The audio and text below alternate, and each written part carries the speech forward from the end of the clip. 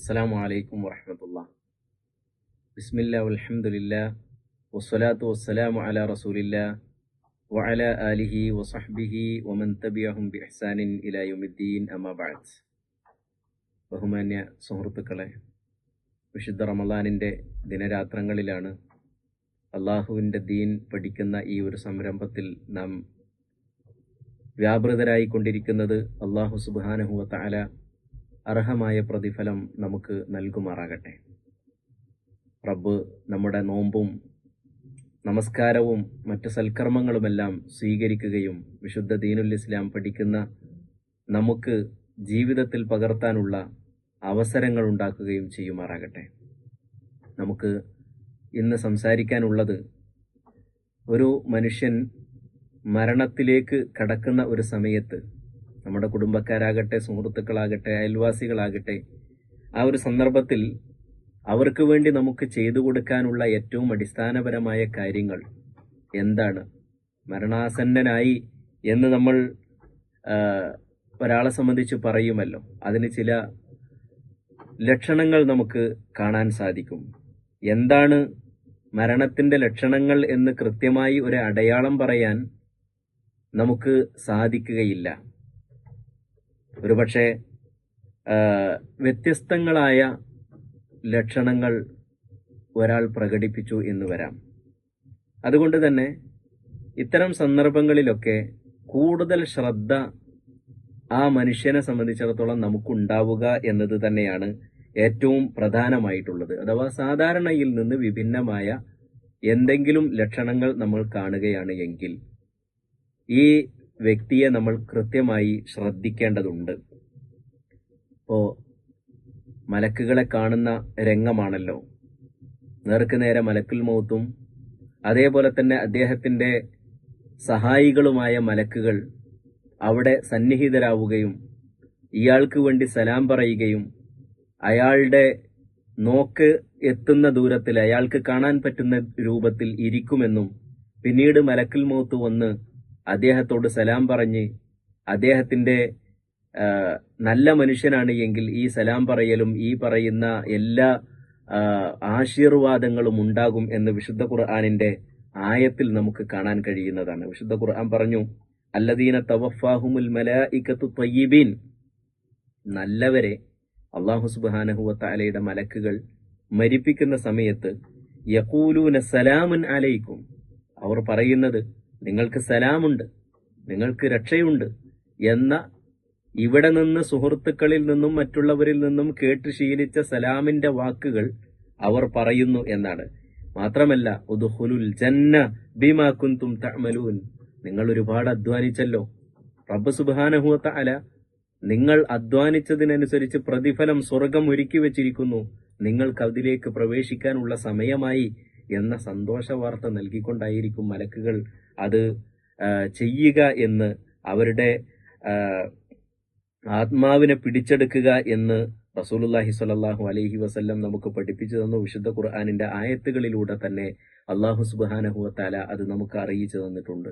എന്നാൽ ഒരു മോശപ്പെട്ട മനുഷ്യൻ്റെതാണ് എങ്കിൽ അവന് ആക്രോശമായിരിക്കും മലക്കുകളിൽ നിന്ന് ലഭിക്കുക എന്നും അടി ലഭിക്കുമെന്നുമൊക്കെ വിശുദ്ധ ഖുർആനിന്റെ ആയത്തുകളിലൂടെ തന്നെ നബി സല്ലല്ലാഹു അലൈഹി വസല്ലം നമുക്ക് പഠിപ്പിച്ചു തന്നിട്ടുണ്ട്. ഇസ്ലാം ദീൻ നമുക്ക് അറിയിച്ചു തന്നിട്ടുണ്ട്. അള്ളാഹു വിശുദ്ധ ഖുർആനിലൂടെ തന്നെ പറയുന്നു, വലൗ തറ ഇദിൽ ളാലിമൂന ഫീ ഖമറാത്തിൽ മൗത്ത്, മരണവിപ്രാളത്തിൽ കിടക്കുന്ന ളാലിമീങ്ങളെ, അക്രമികളായ മനുഷ്യരെ നിനക്ക് കാണാൻ കഴിയും.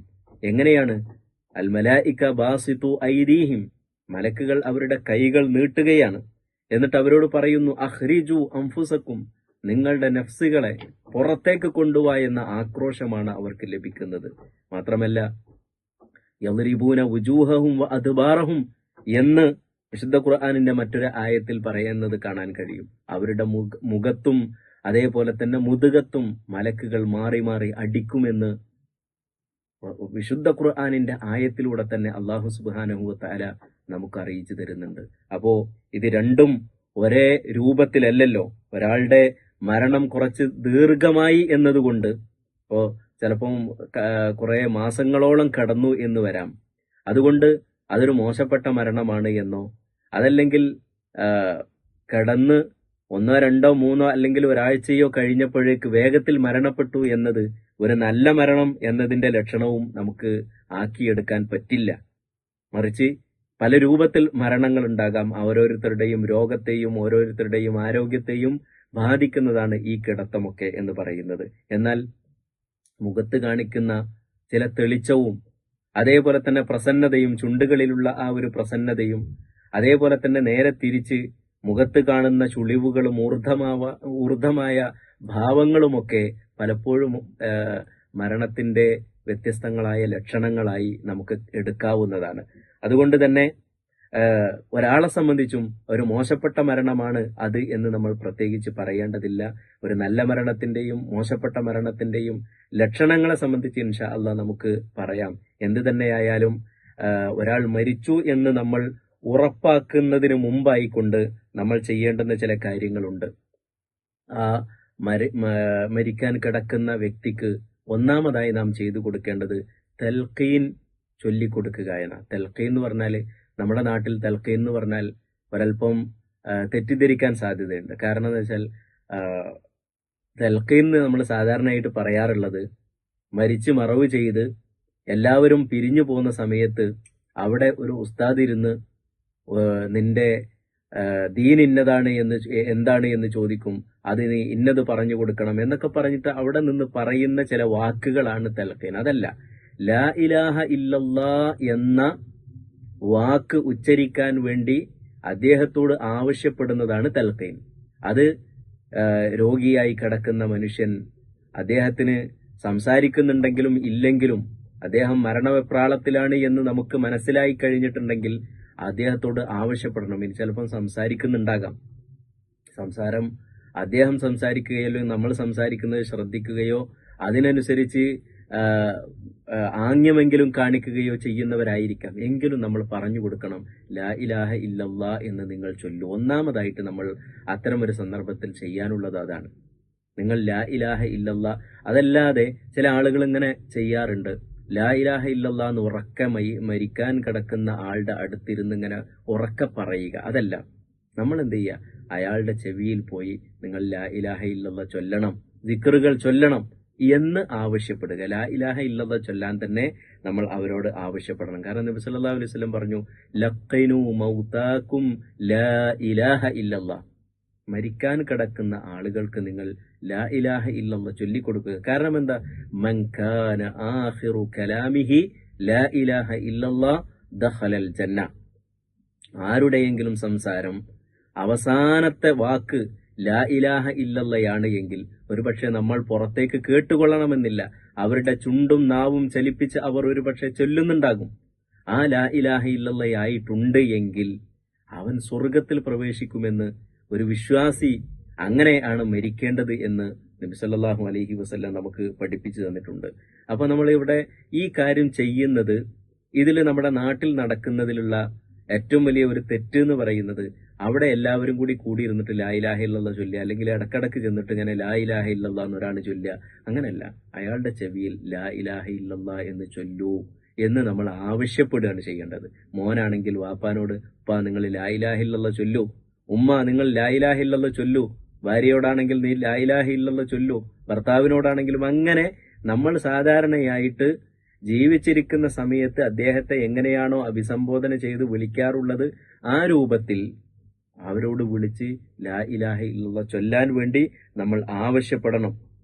നബി സല്ലല്ലാഹു അലൈഹി വസല്ലം ഒരു സന്ദർഭത്തിൽ മരിക്കാൻ കിടക്കുന്ന ഒരു വ്യക്തിയുടെ അടുക്കൽ ചെന്നിട്ട് നിങ്ങൾ ലാ ഇലാഹ ഇല്ലല്ലാഹ് ചൊല്ലൂ എന്ന് അദ്ദേഹത്തോട് ആവശ്യപ്പെട്ടു. യാ ഖാൽ ഖുൽ ലാ ഇലാഹ ഇല്ലല്ലാഹ്, അമ്മാവ നിങ്ങൾ ലാ ഇലാഹ ഇല്ലല്ലാഹ് എന്ന് ചൊല്ലൂ എന്നാണ് പറഞ്ഞത്. അപ്പൊ ചൊല്ലാൻ ആവശ്യപ്പെടുകയാണ് ചെയ്യേണ്ടത്. പിന്നെ മരിക്കാൻ കിടക്കുന്ന ആളാണെന്നുണ്ടെങ്കിൽ ഖിബിലക്ക് നേരെ തിരിച്ചു കിടത്തുക എന്നൊരു സമ്പ്രദായം നമ്മുടെ നാട്ടിലൊക്കെ ഉണ്ട്. പക്ഷെ അതിന് യാതൊരു തെളിവുമില്ല. അതുകൊണ്ട് തന്നെ പല സ്വഹാബിമാരും താബിഈങ്ങളും അവരുടെയൊക്കെ കാലഘട്ടത്തിൽ ഇങ്ങനെ ചില ആളുകൾ മരിക്കാൻ കിടക്കുന്നവരെ പടിഞ്ഞാറോട്ട് തിരിച്ച് കിടത്തുന്നത് കണ്ടപ്പോ എന്തിനാണ് നിങ്ങളിത് ചെയ്യുന്നത് എന്ന് തിരിച്ചു ചോദിക്കുകയും അങ്ങനെ ചെയ്യരുത് എന്ന് ആവശ്യപ്പെടുകയും ചെയ്തിട്ടുണ്ട്. ഇമാം സഈദ് ഇബ്നുൽ മുസയ്യിബ് റഹ്മത്തുള്ളാഹി അലൈഹി മരിക്കാൻ കിടക്കുന്ന സമയത്ത് അദ്ദേഹത്തിന് ബോധക്ഷയമുണ്ടായപ്പോ ഇപ്പൊ മരിക്കുമെന്ന് അവരുടെ അനുയായികൾക്ക് തോന്നിയപ്പോ അവര് ഖിബലയുടെ നേരെ തിരിച്ചു കിടത്തുകയൊക്കെ ചെയ്തു. അദ്ദേഹത്തിന് ബോധം വന്നപ്പോ അദ്ദേഹത്തിന്റെ പ്രധാനപ്പെട്ട ഒരു ശിഷ്യന്റെ നേരെ തിരിഞ്ഞിട്ട് എന്റെ പണിയായിരിക്കും ഇതില്ലേ എന്ന് ചോദിച്ചു. അങ്ങനെ ചെയ്യരുത് എന്ന് ആവശ്യപ്പെടുകയും ചെയ്തു. അപ്പോ നമ്മുടെ മുൻഗാമികളൊക്കെ പഠിപ്പിച്ചു തന്നിട്ടുള്ളത് അങ്ങനെയാണ്.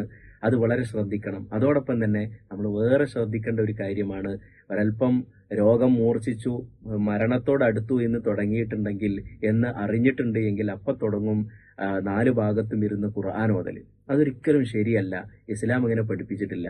ഈ രോഗി ആവശ്യപ്പെടുകയാണ് നമ്മളോട്, ഒരു കുറച്ച് ഖുർആൻ ഓതിക്കൊണ്ടാ, ഞാനൊന്ന് എനിക്കൊരു ആശ്വാസത്തിന് വേണ്ടിയിട്ടാണ് എന്ന് അവർ നമ്മളോട് ആവശ്യപ്പെട്ടിട്ടുണ്ട് എങ്കിൽ അപ്പം നമുക്ക് ഓതി കൊടുക്കാം. അതല്ലാതെ നമ്മൾ നമ്മളുടെ ഇഷ്ടത്തിനനുസരിച്ച് അങ്ങനെ ഇരുന്ന് ഖുർആൻ ഓതുക, അതും യാസീൻ ഓതുക എന്ന് പറയുന്നത് ഒരിക്കലും സ്ഥിരപ്പെട്ടിട്ടില്ല. ഒരു ഹദീസ് വന്നിട്ടുണ്ട്, ലക്കൈനു മൗത്വാക്കും സൂറത്തെ യാസീൻ, യാസീൻ ഓതിക്കൊടുക്കുക മരണാസന്നന് എന്ന് പറയുന്ന ആ ഹദീസ് ദുർബലമാണ്, സ്വഹീഹല്ല. അതുകൊണ്ട് തന്നെ ആ ഹദീസിന്റെ അടിസ്ഥാനത്തിൽ നമ്മൾ ഒരിക്കലും പ്രവർത്തിക്കാൻ പാടില്ല. സ്വഹീഹല്ലാത്ത ഹദീസാണ്. അതുകൊണ്ട് നമ്മൾ ഈ കാര്യങ്ങൾ അവിടെ നമുക്ക് ചെയ്യാനുള്ളത് ലാ ഇലാഹ ഇല്ലല്ലാഹ് ചൊല്ലിക്കൊടുക്കുക എന്ന പ്രവർത്തനമാണ്. നല്ല രൂപത്തിൽ അദ്ദേഹത്തെ ലാ ഇലാഹ ഇല്ലല്ലാഹ് ചൊല്ലിക്കൊണ്ട് മുഅ്മിനായി മരിപ്പിക്കാൻ വേണ്ടിയുള്ള ശ്രമമാണ് നമ്മൾ നടത്തേണ്ടത്. അല്ലാഹു സുബ്ഹാനഹു വ തആല ഈ കാര്യങ്ങൾ ജീവിതത്തിൽ പകർത്താൻ, അതേപോലെ തന്നെ മറ്റുള്ളവർക്ക് പഠിപ്പിച്ചു കൊടുക്കാൻ നമുക്ക് തൗഫീക്ക് നൽകുമാറാകട്ടെ. റബ്ബന ആതിനാ ഫിദ്ദുനിയ ഹസന വഫിൽ ആഖിറതി ഹസനതൻ വഖിനാ അദാബന്നാർ.